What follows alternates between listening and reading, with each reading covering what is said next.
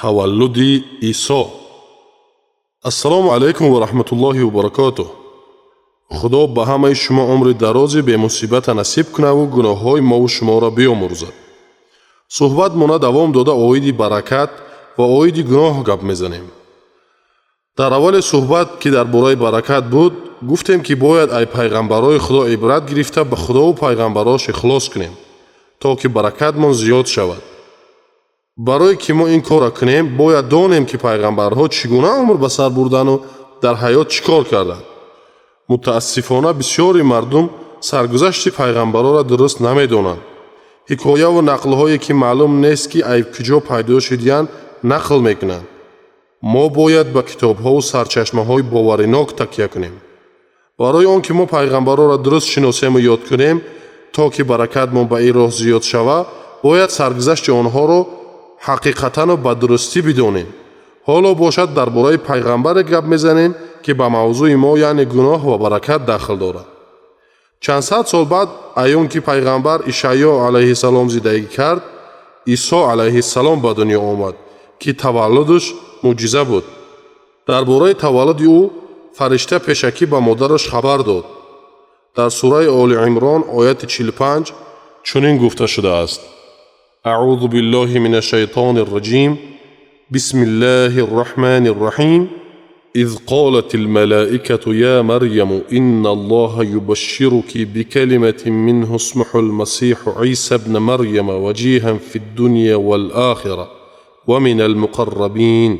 صدق الله العظيم. يعني أي مريم، خدا تو رو با کلمه خود مژده می‌دهد. نام او مسیح عیسی پسر مریم است.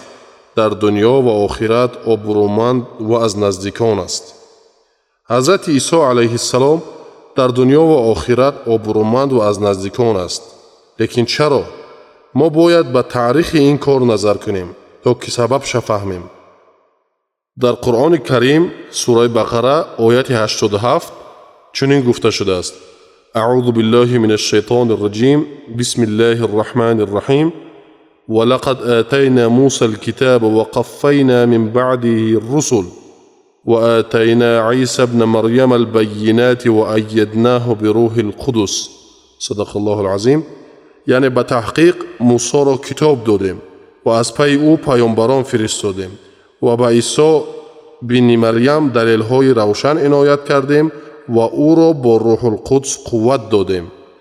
در این مورد در کتاب مقدس چنین گفته شده است: بسم الله الرحمن الرحیم.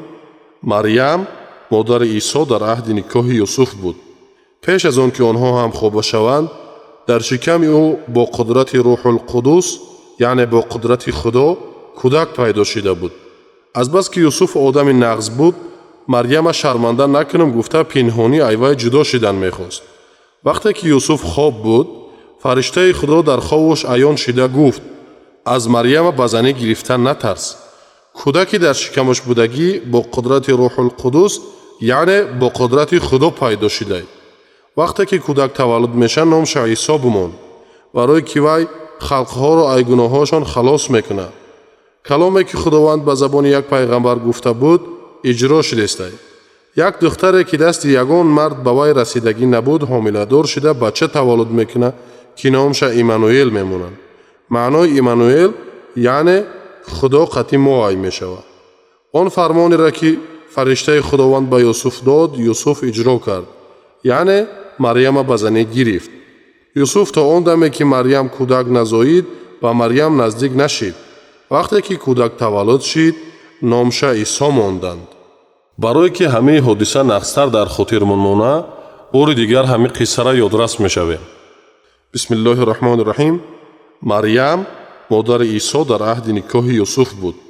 پیش از آن که آنها هم خوابه شوند، در شکم او با قدرت روح القدس، یعنی با قدرت خدا، کودک پیدا شده بود. از بس که یوسف آدم نغز بود، مریم شرمنده نکنم گفته پنهانی ایوای جدا شدن میخواست. وقتی که یوسف خواب بود، فرشته خدا در خوابش عیان شده گفت: از مریم به زنی گرفتن نترس. کودکی در شکمش بودگی با قدرت روح القدس، یعنی با قدرت خدا پیدا شده. وقتی که کودک تولد میشه نامش عیسی بماند، برای که وی халқҳоро аз гуноҳҳошон халос мекунад. каломе ки худованд ба забони як пайғамбар гуфта буд иҷро шудестай. як духтаре ки дасти ягон мард ба вай расидагӣ набуд ҳомиладор шуда бача таваллуд мекунад ки номша имануэл мемонад. маънои имануэл яъне худо қатъи моай мешавад. он фармонеро ки фариштаи худованд ба юсуф дод юсуф иҷро кард, яъне марьяма ба занӣ гирифт. юсуф то он даме ки марьям кӯдак назоид ба марьям наздик нашид. вақте ки кӯдак таваллуд шид номша исо монданд.